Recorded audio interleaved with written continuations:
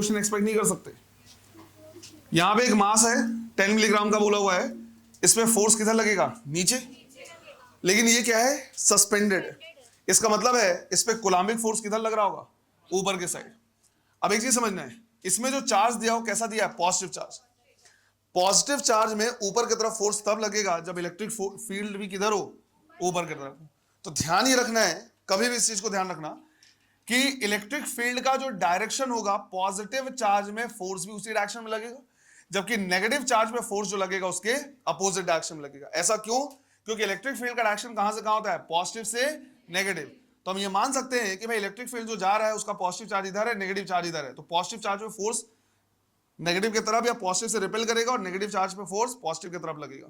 इसका क्या करना है? ध्यान रखना ये। तो अब इस पे अगर कूलाम्बिक फोर्स ऊपर लगना है तो इलेक्ट्रिक फील्ड किधर होगा? ऊपर। तो डायरेक्शन तो क्या हो गया? अपवर्ड डायरेक्शन में। फिर कितना? तो इक्विलिब्रियम है। इक्विलिब्रियम है तो हम लिख सकते हैं mg किसके बराबर? QE के बराबर। तो E हो जाएगा कितना? mg by Q। मास कितना है? 10 मिलीग्राम। 10 मिलीग्राम को किलोग्राम में कितना लिखेंगे? 10⁻⁶ किलोग्राम। तो हो जाएगा 10⁻⁶ किलोग्राम मल्टीप्लाइड बाई जी की वैल्यू 10, और चार्ज कितना है?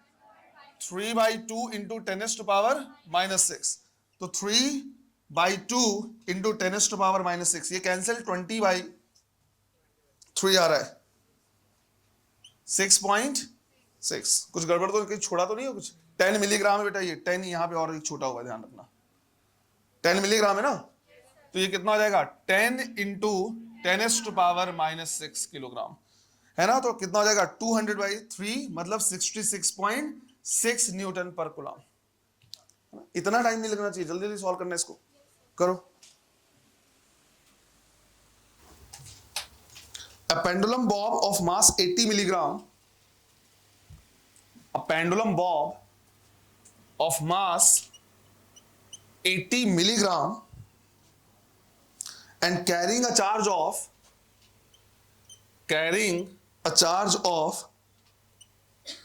2 into 10⁻⁻8 coulomb, 2 into 10⁻⁻8 coulomb is at rest in a uniform horizontal electric field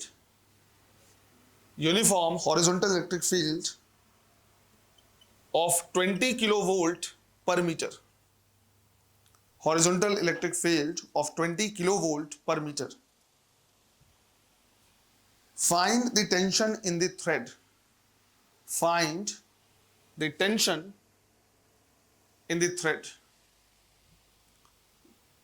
ऐसा क्वेश्चन हमने किया हुआ है, एनएलएम बेस्ड जो क्वेश्चन किया था वो करो।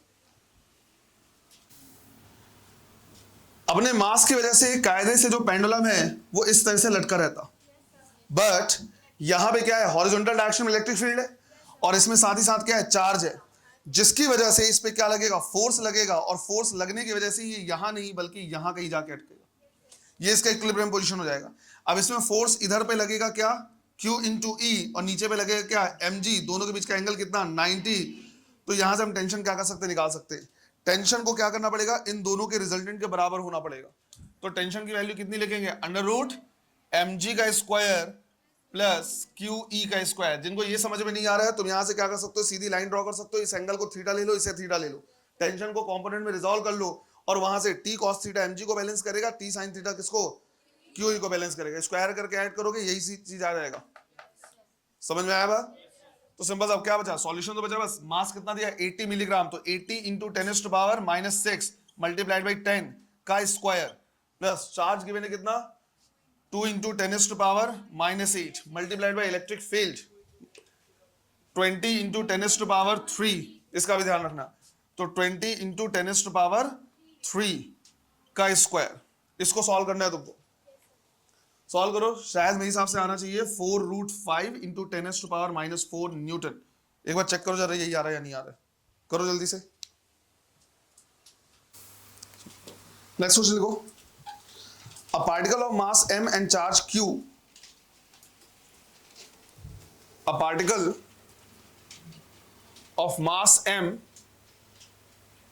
and charge q is thrown at a speed u, is thrown at a speed u against a uniform electric field, against a uniform electric field, capital E, against a uniform electric field, capital E. Full stop. How much distance will it travel? How much distance will it travel before coming to momentary rest?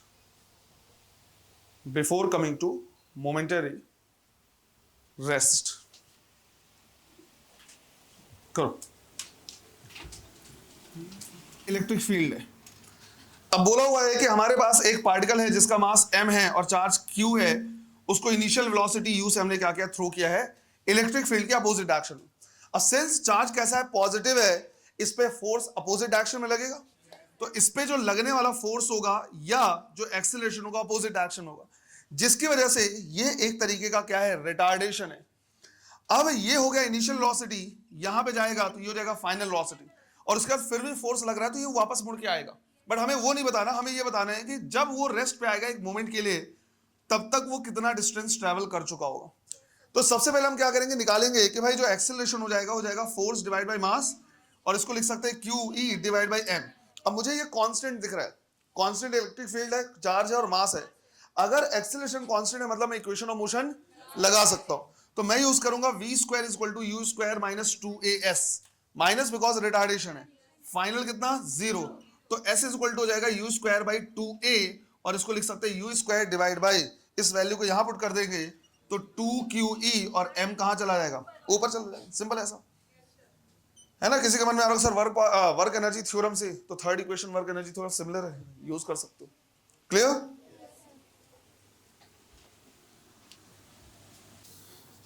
A uniform electric field, a uniform electric field of 10 Newton per coulomb, of 10 Newton per coulomb exists in vertically downward direction, exists in vertically downward direction. Find the change in electric potential. Find the change in electric potential in going up by 50 centimeter, and also find if the potential will increase or decrease. Also find if the potential will increase or decrease. करो. Right, vertically downward direction में. एक का answer तो हम तुरंत दे सकते हैं कि भाई पोटेंशियल इंक्रीज होगा या डिक्रीज होगा अगर हम क्या करते हैं, ऊपर जाते हैं. तो ये मैंने पहले ही बताया हुआ है कि इलेक्ट्रिक फील्ड के अपोजिट डायरेक्शन में अगर हम जाएंगे तो पोटेंशियल हमेशा क्या होगा, बढ़ेगा. बाय डिफॉल्ट पोटेंशियल की बात कर रहे हैं, वो क्या होगा, बढ़ेगा. तो ये तो हमें पता चल गया पोटेंशियल बढ़ेगा. अब कितना बढ़ेगा, तो हम लिखेंगे dv, मैग्नीट्यूड वाइज सिर्फ लिख रहे हैं क्योंकि हमको ये पता है कि वो dv पॉजिटिव है नेगेटिव है. तो मैग्नीट्यूड वाइज अगर हम लिखें तो हम लिखेंगे क्या, E dot dr. Electric field दिया हुआ है कितना 10, और dr की वैल्यू कितनी है 0.5, तो कितना आ जाएगा 5 वोल्ट. और सिंस हम क्या कर रहे हैं, अपोजिट जा रहे हैं किसके, इलेक्ट्रिक फील्ड के, ये क्या होगा, इंक्रीज होगा. सिंपल सा. नेक्स्ट लिखना है 12 joule of work, 12 joule of work has to be done, 12 joule of work has to be done against an electric field, against an electric field to take a charge, to take a charge of 0.01 coulomb, 0.01 coulomb from A to B, from A to B. Then find the potential difference. Then find the potential difference VB minus VA. Find the potential difference VB minus VA.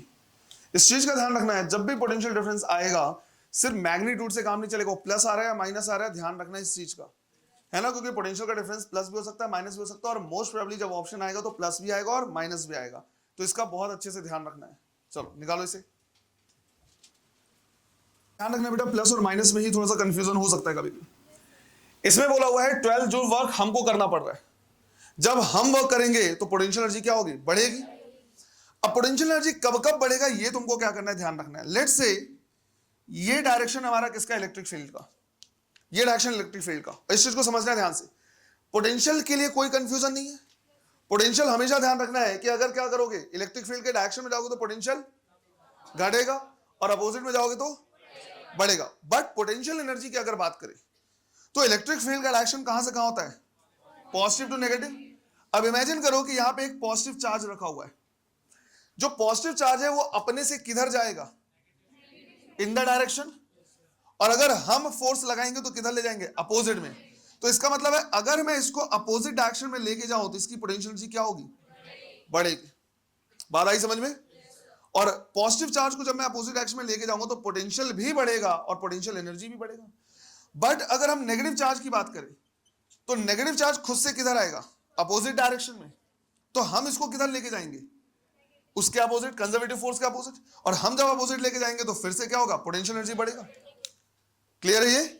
तो दोनों के लिए opposite होता है, potential के लिए कोई confusion नहीं है। पोटेंशियल में तुम सीधा क्या करो, जिस डायरेक्शन में इलेक्ट्रिक फील्ड है उस डायरेक्शन में जाओ, पोटेंशियल कम होगा, अपोजिट डायरेक्शन में जाओ पोटेंशियल बढ़ेगा। पर पोटेंशियल एनर्जी के लिए हमें देखना पड़ेगा कि हम पॉजिटिव चार्ज ले रहे हैं या नेगेटिव चार्ज ले रहे हैं।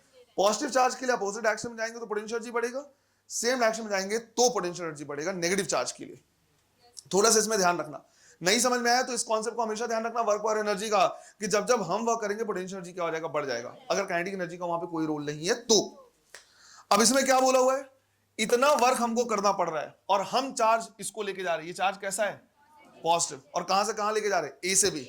अब तुम्हें खुद समझ जाना है कि यार हमको वर्क करना पड़ रहा है, मतलब ए यहां कहीं पे होगा और बी यहां कहीं होगा, हम लेके जाएंगे ऐसे, और जब हम लेके जाएंगे अपोजिट डायरेक्शन में तो पोटेंशियल ऑब्वियसली क्या होगा, बढ़ेगा। तो हम यहां पे लिखेंगे du इज इक्वल टू क्या लिखते हैं, क्यू dv, राइट। du की वैल्यू पॉजिटिव होगी, कितना, जितना हमने वर्क किया है उतनी पोटेंशियल एनर्जी क्या होगा, बढ़ेगा, तो ये हो जाएगा 12 joule is equal to charge कितना है 0.01, और dv क्या हो जाएगा, फाइनल माइनस इनिशियल। तो यहां से vb माइनस va की वैल्यू कितनी आएगी, 12 डिवाइड बाई 0.01, तो आंसर आ जाएगा 1200 वोल्ट पॉजिटिव में, है ना। तो बढ़ रहा है, तो इस तरह से थोड़ा सा साइन का क्या करना, हमेशा ध्यान रखना। अगर इससे नहीं है तो इसमें ध्यान रखना कि अगर हम क्या कर रहे हैं, अपोजिट डायरेक्शन में लेके जा रहे होंगे तभी क्या होगा, पोटेंशियल एनर्जी बढ़ेगा पॉजिटिव चार्ज के लिए। सेम डायरेक्शन में लेके जाएंगे तो पोटेंशियल एनर्जी बढ़ेगा नेगेटिव चार्ज के लिए, इसका ध्यान रखना है। क्लियर है। और अगर इसमें नहीं समझ में आया तो सिंपल सा यहां ध्यान रखना कि हमने वर्क किया तो पोटेंशियल एनर्जी बढ़ेगी, तो हमने लिख दिया +12 is equal to charge positive है, वीबी माइनस वीए लिख दिया, फाइनल माइनस इनिशियल। तो ये खुद चेंज इन पोटेंशियल एनर्जी कैसा आ जाएगा, पॉजिटिव आ जाएगा। पोटेंशियल और पोटेंशियल एनर्जी में, स्पेशली पोटेंशियल में, इसी चीज का क्या करना है, बहुत अच्छे से ध्यान रखना है कि भाई पोटेंशियल जो चेंज है या पोटेंशियल डिफरेंस वो पॉजिटिव है या नेगेटिव है ना। यहाँ पे थोड़ा सा ध्यान रखना, क्योंकि ऑप्शन में 100% दोनों रहेगा, प्लस और माइनस दोनों। चलो करो इसे। An electric field of 20 Newton per coulomb, an electric field of 20 Newton per coulomb exists along the x-axis. Exist along the x-axis. Calculate the potential difference. Calculate the potential difference VB minus VA, VB minus VA, if the points A and B, if the points A and B are given by, दो question दिया है। पहले में बोला हुआ है जो A है वो 0,0 है और जो बी पॉइंट है ये 4 मीटर कॉमा 2 मीटर पे एग्जिस्ट करता है। सेकेंड क्वेश्चन में दिया हुआ है कि जो पॉइंट ए है ये 4 मीटर कॉमा 2 मीटर पे है और जो पॉइंट बी है ये 6 मीटर कॉमा 5 मीटर पे है ना। तो दो अलग अलग क्वेश्चन है। वीबी माइनस वीए की वैल्यू क्या करना है, हमें निकालना है। अब ध्यान रखना प्लस आएगा या माइनस आएगा उसका भी। चलो करो।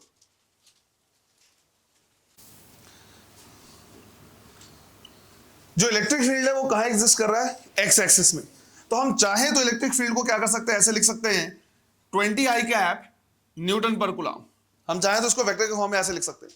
अब हमें पता है कि अगर वेक्टर के फॉर्म में है तो E X D X E Y D Y ऐसे करके सॉल्व किया जा सकता है। बट इसमें कोई भी y कॉम्पोनेंट या y कोफिशिएंट नहीं है और ना तो z कोफिशिएंट है। तो अगर हम क्या करेंगे, लिखेंगे तो हम लिखेंगे minus E dot D x, इसको इंटीग्रेट करेंगे और लिमिट भी हम किसका लगाएंगे, सिर्फ और सिर्फ x का। तो इसमें जो सेकंड ये दिया हुआ है y दिया हुआ है, ये बेसिकली क्या है, डमी डेटा है, इसका फिलहाल कोई रोल नहीं है। हमें सिर्फ और सिर्फ क्या करना है, y का निकालना है। अच्छा, दो क्वेश्चन है। पहले क्वेश्चन में हम लिमिट रखेंगे 0 to 4, तो 0 to 4 और यहां पे रखेंगे 0 to v। तो यहां से अगर हम सॉल्व करें तो ये आ जाएगा v is equal to minus E की वैल्यू कितनी गिवन है 20, तो 20 बाहर आ जाएगा, dx का इंटीग्रेशन x और x और लिमिट रखेंगे 0 to 4, तो कितना आ जाएगा 4 माइनस 0, तो आंसर आएगा माइनस 80 वोल्ट। इसी तरह से सेकंड भी अगर हम क्या करेंगे, सॉल्व करेंगे तो माइनस 20 dx हो जाएगा। इंटीग्रेट करेंगे, लिमिट कहां से कहां तक, 4 to 6, 4 to 6, 0 to v, तो v is equal to minus 20 dx आ जाएगा कितना x, लिमिट रखेंगे 4 to 6, तो v आ जाएगा कितना माइनस 40 वोल्ट। तो आंसर जो आएगा वो किसमें आएगा, माइनस में। इसको कॉन्सेप्ट के हिसाब से थोड़ा वेरीफाई करो, मतलब अगर कभी कंफ्यूजन हो कि प्लस आएगा या माइनस आएगा तो तुम उसको वेरीफाई भी कर सकते हो। कैसे वेरीफाई कर सकते हैं कि ये हमने ले लिया क्या, एक्स एक्सिस है और ये क्या है, वाई एक्सिस है। इसमें हमारा जो इलेक्ट्रिक फील्ड है वो सिर्फ और सिर्फ किस एक्सिस में है, एक्स एक्सिस में। इसलिए मैंने इसमें क्या किया है, बोला है कि भाई वाई का कोई रोल नहीं है, क्योंकि अगर तुम वाई एक्सिस में मूव करोगे तो एक्स का क्या है, परपेंडिकुलर, और परपेंडिकुलर डायरेक्शन क्या होता है, इक्विपोटेंशियल सरफेस। मतलब तुम यहां पे कैसे भी मूव कर लो कोई फर्क नहीं पड़ना है। अगर तुम ऐसे भी मूव करोगे तो सिर्फ और सिर्फ एक्स कंपोनेंट को ही क्या करना है, लेना है। बोला जाए कि तुम यहां से यहां चले गए तो सिर्फ एक्स में कितना तुमने मूव किया है वही मैटर करेगा, वाई कंपोनेंट कोई मैटर नहीं करेगा, क्योंकि उसमें पोटेंशियल चेंज नहीं होगा। प्रूव करते हैं, चेक करते हैं कि सही है कि गलत। कहां से कहां जा रहे हैं, 0 से 4, सिर्फ एक्स एक्सिस मैटर करता है, तो यहां कहीं पे आएगा 0, राइट, ये आ जाएगा 0,0 और यहां कहीं पे आएगा क्या 4,0 और आगे जाएं तो क्या आ जाएगा 6,0, राइट। मैंने सिर्फ और सिर्फ एक्स एक्सिस लिया है, वाई में मूवमेंट में कोई रोल नहीं है। पहले में कहां से कहां जा रहा है, 0 से 4, ये देखो ए से बी मतलब 0 से 4 अलोंग दी एक्स एक्सिस नहीं, अलोंग दी इलेक्ट्रिक फील्ड गया हूं, पोटेंशियल क्या होगा, डिक्रीज। तो अगर मेरा पॉइंट ये ए है और ये बी है तो B minus A should be negative या A minus B should be positive. तो हम ए से बी गए हैं तो जो चेंज इन पोटेंशियल होगा वो क्या होगा, माइनस होगा। इसी तरह से अगले क्वेश्चन में हम 4 से 6 गए हैं, तो ये इनिशियल पॉइंट ये final point, along the electric field जा रहे हैं, पोटेंशियल क्या होगा, कम होगा। तो चेंज अगर हम क्या करेंगे, देखेंगे तो कैसा आएगा, नेगेटिव। समझ में आया ये? तो तुम चाहो तो ऐसे भी वेरीफाई कर सकते हो। चलो करो जल्दी से। लोग कभी कंफ्यूजन होता है तो भाई ए 0 पे है, मतलब तुम चाहो तो यहां पे क्या लिख सकते हो, वी ए, और 4 पे बी पॉइंट है तो तुम चाहो तो क्या लिख सकते हो, वी बी। तो यहां से तुमको खुद समझ में आ जाएगा कि जब हम लिमिट रखेंगे तो क्या आएगा, V B minus V A. तो बेसिकली पोटेंशियल डिफरेंस को चाहे तो हम वी लिख दें, चाहे तो हम क्या कर सकते हैं और अच्छे तरीके से समझने के लिए V B minus V A लिख सकते हैं, वो खुद पॉजिटिव आ जाएगा। इसी तरह से यहां भी जो वी है वो क्या है, पोटेंशियल डिफरेंस, पर 4 पे ए है तो वी ए और 6 पे तो वी वी लिख सकते हो, तो V B minus V A यहां पे भी आ जाएगा। क्लियर है ये? तो तुम चाहो तो इस तरह से क्या कर सकते हो, लिख सकते हो, यहां पे लिख दिया तुमने वी ए, यहां पे लिख दिया वी बी, तो खुद ही आ जाएगा क्या, V B minus V A की वैल्यू। तो इनकेस अगर वी से समझ में नहीं आ रहा है तो V B minus V A लिख लो, क्योंकि क्वेश्चन में वही पूछा हुआ है ऐसे।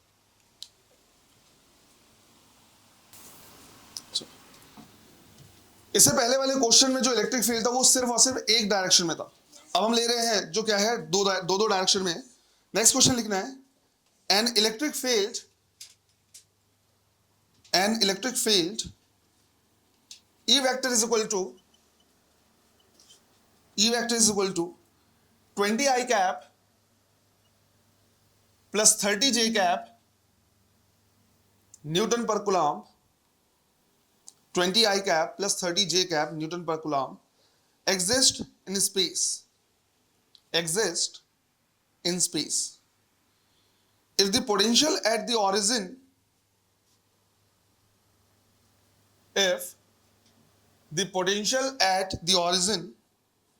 is taken to be zero, find the potential at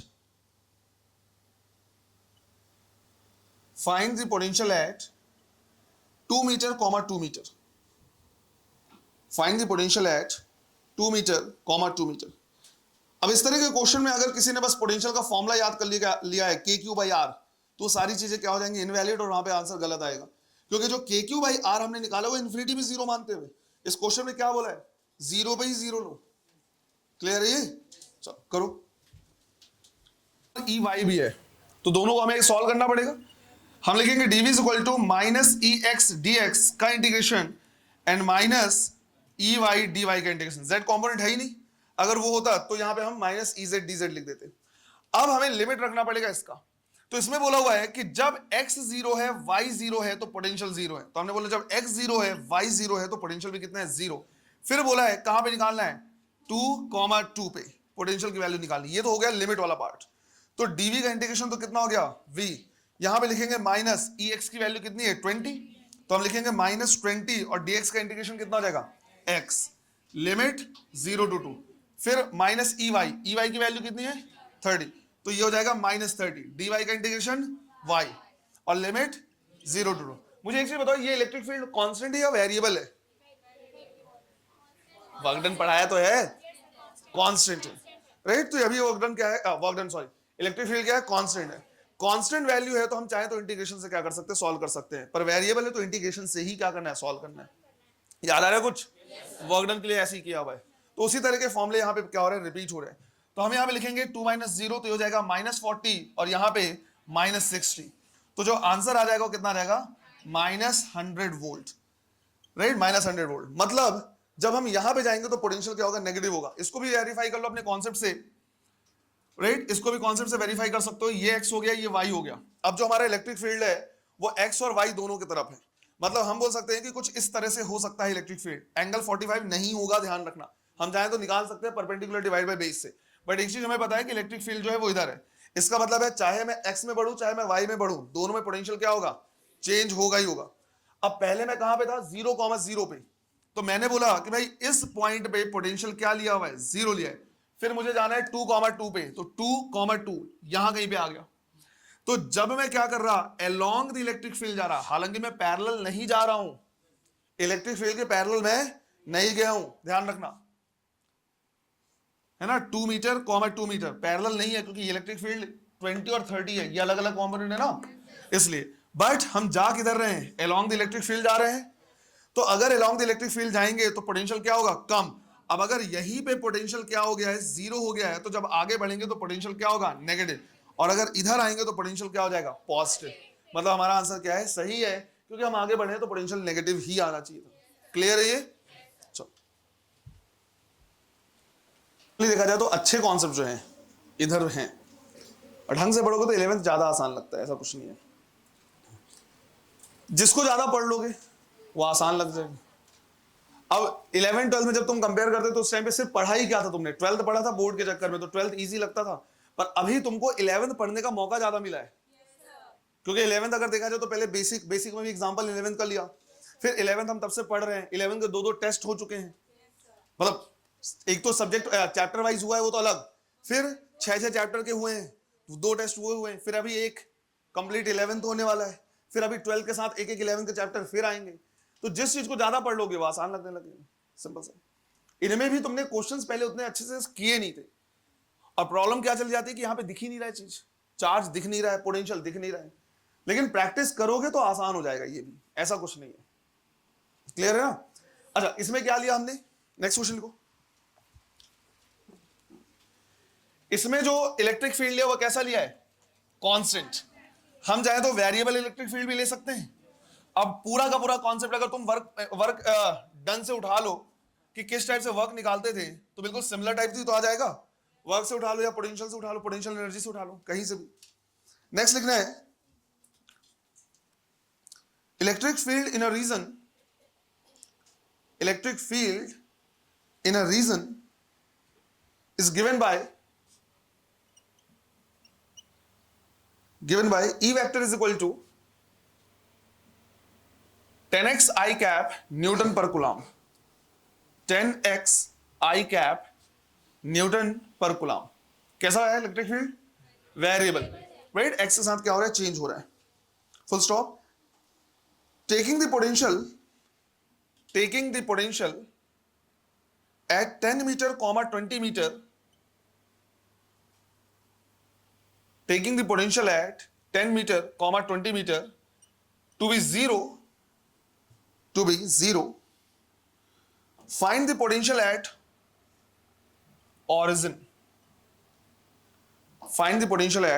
origin, करो।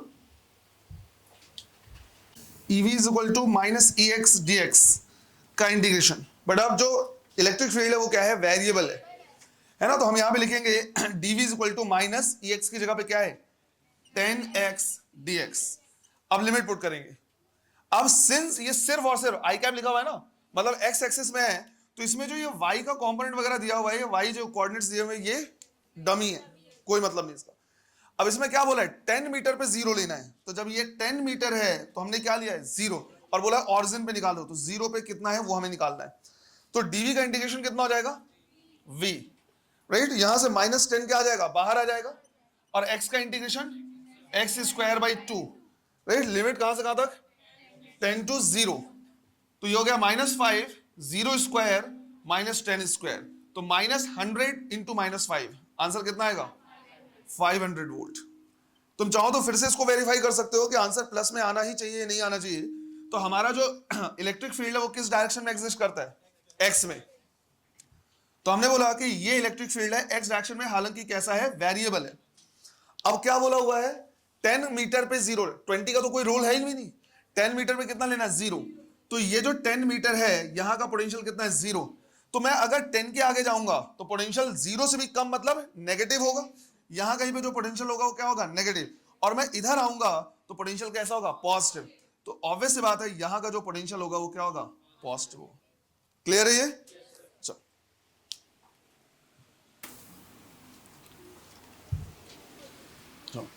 देखो, नेक्स्ट क्वेश्चन इस तरह से दिया है, ये एक्स एक्सिस है और इसमें जितनी डिस्टेंस है वो गिवन है किसमें? सेंटीमीटर्स में। अब यहां पे क्या है? कुछ सरफेसेस ऐसे दिए हुए, 10 वोल्ट, 20 वोल्ट, 30 वोल्ट। ये दिया है 10 सेंटीमीटर पे, 20 सेंटीमीटर पे, 30 सेंटीमीटर पे। साथ ही साथ इसमें क्या है? एंगल भी गिवन है। ये जो एंगल है वो क्या है? 30 डिग्री। क्वेश्चन लिखना है, some equipotential surfaces are shown in the diagram,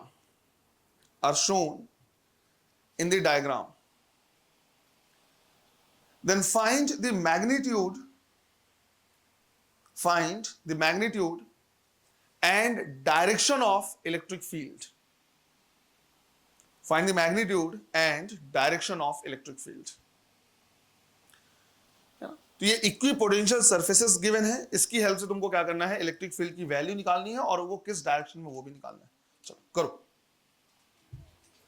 क्या करना है? सॉरी, इलेक्ट्रिक फील्ड निकालना है मुझे, राइट? हाँ, अगर मुझे क्या करना है? इलेक्ट्रिक फील्ड का मैग्नीट्यूड निकालना है, तो मैं सीधा लिख सकता हूं क्या? dv by D R. अच्छा, मैं उस टाइम पे कंफ्यूज हो गया था, मुझे लगा था पोटेंशियल पूछा हुआ है ना? तो क्या निकाला है? dv by D R. हालांकि होता क्या है? माइनस में होता है, बट फिलहाल मैं क्या कर रहा है? इलेक्ट्रिक फील्ड का सिर्फ और सिर्फ मैग्नीट्यूड निकाला, तो मैंने dv बाई डी आर लिख लिया। तो मुझे पता होना चाहिए कितना पोटेंशियल चेंज हो रहा है और उस पोटेंशियल चेंज के बीच में कितना गैप है या कितना डिस्टेंस है। तो मुझे सीधा सीधा दिख रहा है, यहाँ पे 10 है और यहाँ पे 20 है, तो पोटेंशियल चेंज कितना हो रहा है? 10 वोल्ट का हो रहा है। तो मैं यहाँ पे लिख सकता हूँ 20 माइनस 10, ये आएगा वोल्ट में। बट मुझे ये भी जानना है कि इन दोनों के बीच का डिस्टेंस कितना है। अगर तुमने यहां सोचा कि 10 पे रखा, ये 20 पे रखा, तो इनके बीच का डिस्टेंस 10 सेंटीमीटर है, तो ऐसा क्या है, गलत है, राइट। अगर मैं बोलूं दो दीवार के बीच में तुमको क्या करना है, डिस्टेंस मेजर करना है, तो ऐसा थोड़ी कि एक फीता इधर रखोगे और दूसरा उधर ले जाओगे, परपेंडिकुलर डिस्टेंस मेजर करते हैं। तो इसका मतलब है कि अगर मुझे डिस्टेंस मेजर करना है तो मुझे बोलूंगा ये डिस्टेंस है इनका। अब अगर ये 30 डिग्री है तो ये एंगल कितना होगा, 60 डिग्री। ये एक राइट एंगल ट्रायंगल दिख रहा है, ये हाइपोटेनियस है, हाइपोटेनियस कितना है, 10 सेंटीमीटर। तो ये वाला पार्ट कितना हो जाएगा, 10 cos 60 डिग्री, है ना। ये 10 सेंटीमीटर तो 10 cos 60 डिग्री, और cos 60 कितना 1/2, तो ये कितना देगा 5 सेंटीमीटर। और अगर ये 5 सेंटीमीटर है तो हम क्या लिखेंगे, 5 इंटू 10⁻⁻2 मीटर। तो ऊपर में 10 डिवाइड बाई 5 2, और ऊपर जाएगा तो ये कितना हो जाएगा 200 वोल्ट पर मीटर। तो इलेक्ट्रिक फील्ड का जो मैग्नीट्यूड आ जाएगा वो कितना आ जाएगा, 200 वोल्ट पर मीटर। पर इसमें एक चीज और पूछा हुआ है, डायरेक्शन कैसा होगा, राइट, डायरेक्शन के बारे में और पूछा हुआ है। तो ध्यान ये रखना है कि हमें पता है जो डायरेक्शन होता है इलेक्ट्रिक फील्ड का वो हमेशा इक्विपोटेंशियल सरफेस के क्या होता है, परपेंडिकुलर।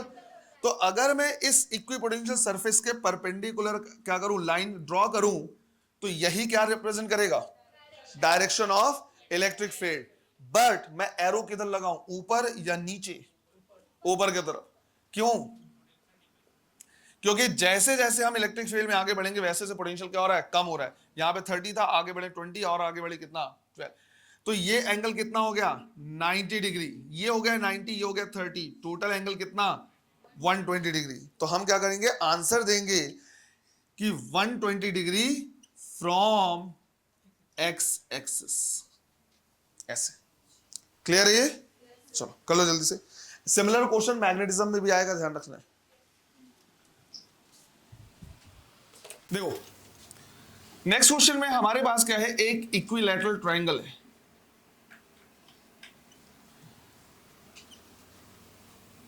और जिसका साइड है कितना 10 सेंटीमीटर। अब हम क्या कर रहे हैं, बहुत सारे यहां से अलग अलग चार्जेस को लाके यहां पे इसके वर्टिसेस पे रख रहे हैं। तो पहले हमने रखा 2 इंटू 10⁻⁻5 कूलम, फिर उसके बाद क्या करिए, एक और चार्ज लाया और यहां पे रखा 3 इंटू 10⁻⁻5 कूलम, फिर यहां पे लाके हमने रखा 4 इंटू 10⁻⁻5 कूलम। क्वेश्चन है, find the work done, find the work done in assembling three charges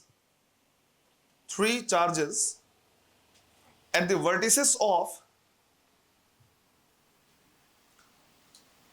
in assembling three charges at the vertices of an equilateral triangle, vertices of an equilateral triangle as given in diagram, as given in diagram। करो।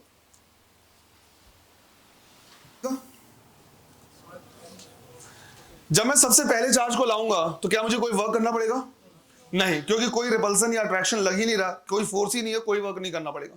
पर मैं जब दूसरे charge को लाऊंगा तो ये क्या करेगा, रिपेल करेगा, उसके अगेंस्ट मैं वर्क करूंगा। जितना वर्क मैं करता जाऊंगा उतनी एनर्जी सिस्टम में स्टोर होती जाएगी। फिर जब मैं तीसरे चार्ज को क्या करूंगा, लाऊंगा, तो ये दोनों ही क्या करेंगे, उसको रिपेल करेंगे।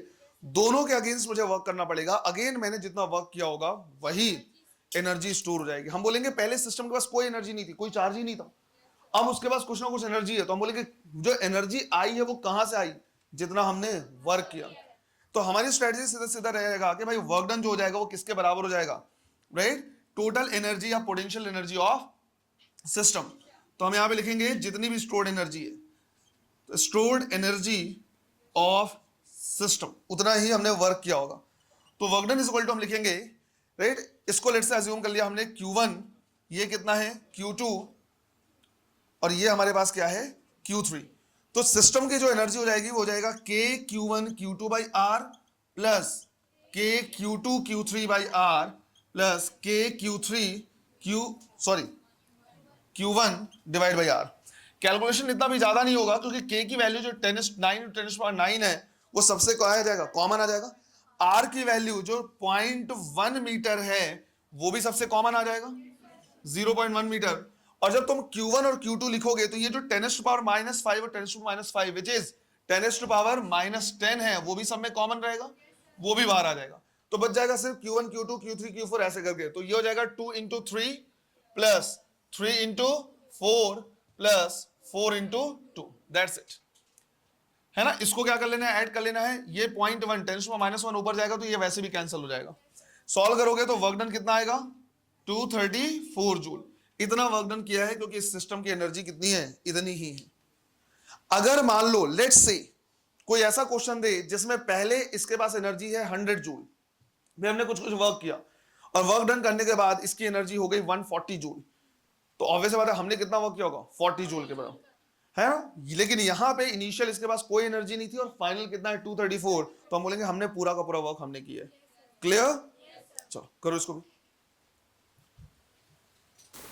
चलो देखो, जो नेक्स्ट दो क्वेश्चन हम क्या कर रहे हैं, देख रहे हैं, ये क्वेश्चन हमने ऑलरेडी किया हुआ है जब हम पोटेंशियल एनर्जी वर्क और एनर्जी में पढ़ रहे थे, है ना। इलेक्ट्रिकल पोटेंशियल एनर्जी जब पढ़ा था तो वहां पे ये क्वेश्चन को किया हुआ है। यहां पे तुमको क्या करना है, सॉल्व एक बार कर लेना है खुद से। क्वेश्चन लिखना है, two particles having equal masses of 5 gram,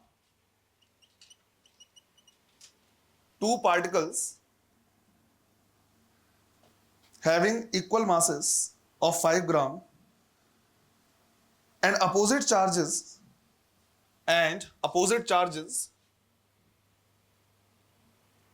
of 4 into 10 to the power minus 5 coulomb, 4 into 10 to the power minus 5 coulomb and minus 4 into 10 to the power minus 5 coulomb, minus 4 into 10 to the power minus 5 coulomb, full stop. They are released from rest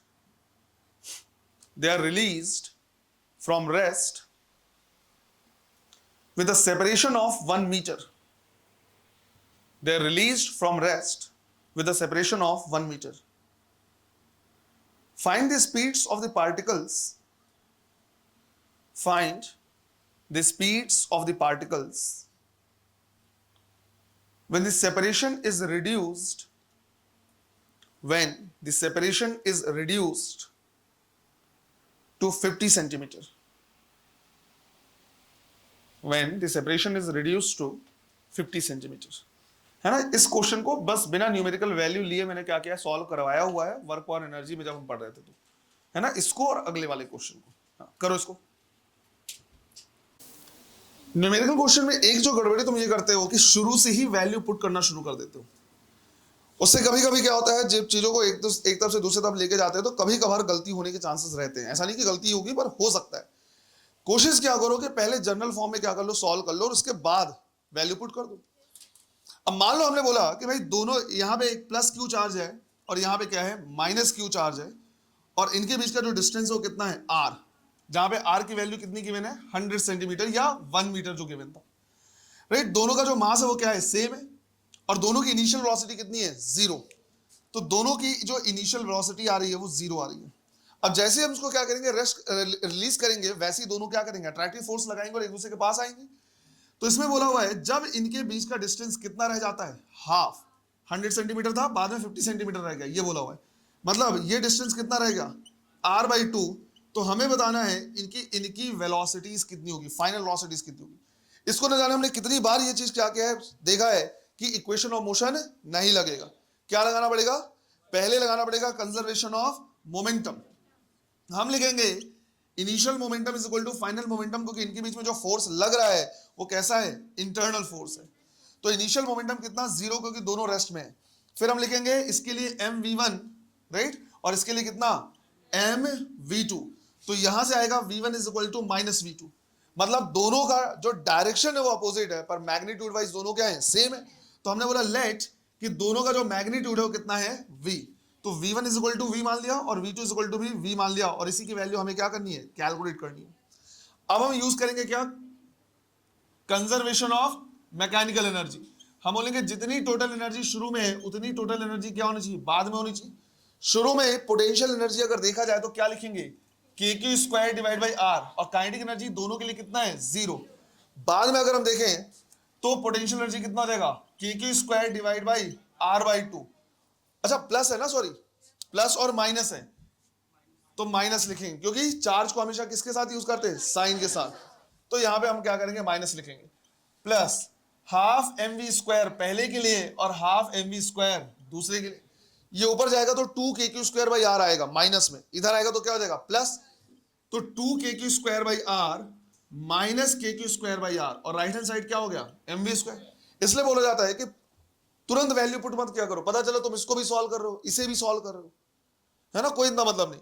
तो यहां से हमारे पास आ रहा है कि भाई mv² की जो वैल्यू आ रही है वो आ रहा है कितना, kq²/r।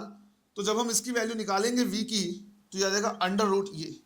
अब यहां से तुम क्या कर सकते हो, सॉल्व कर सकते हो, q की वैल्यू बाहर निकाल लो, इसमें वैल्यू पुट करो। जब वैल्यू तुम पुट करोगे तो मेरे हिसाब से अप्रोक्सीमेट 53 या 54 मीटर पर सेकेंड आएगा, समथिंग इतना। बट r की वैल्यू कितनी पुट करनी होगी, 1 मीटर, ये ध्यान रखना है। क्लियर है ये? चलो करके देखो।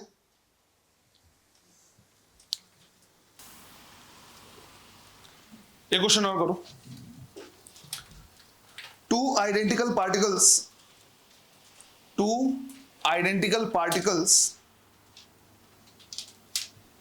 each having a charge of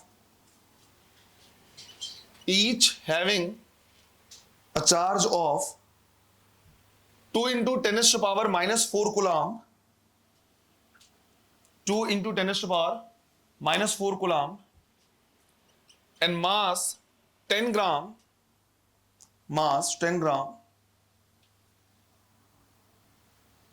are kept at a separation of 10 centimeter,